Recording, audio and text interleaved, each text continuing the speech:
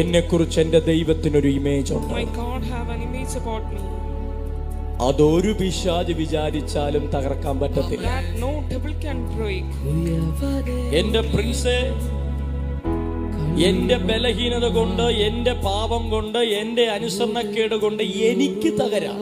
Because of my weakness, because of my disobedience, because of my sin, I can break. പക്ഷെ എന്റെ image കിടക്കുന്നത് അവനിലാണ്. But my image is in him. ഞാൻ തകർന്നാലും എന്റെ image ദൈവത്തിൻ്റെതായതുകൊണ്ട് അതൊരിക്കലും തകരില്ല.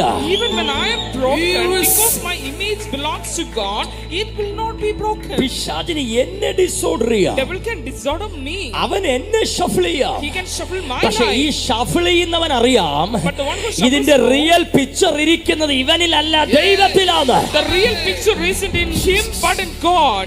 നിന്റെ കുടുംബത്തെ ഷഫിൾ ചെയ്യുന്ന ആ കള്ളന് സത്യമറിയാം, അവൻ എത്ര ഷഫിൾ ചെയ്താലും നിമിഷ നേരം കൊണ്ട് അതിനെ ഓർഡർ ആക്കാൻ കഴിയുന്ന ഒരു ദൈവത്തിന്റെ അകത്ത് നിനക്കൊരു ഇമേജ് ഉണ്ട്. That liar who shuffles your family knows the truth that no matter how much he shuffles, there is an image which he cannot shuffle in God about you. உடைத்து உருவாக்கி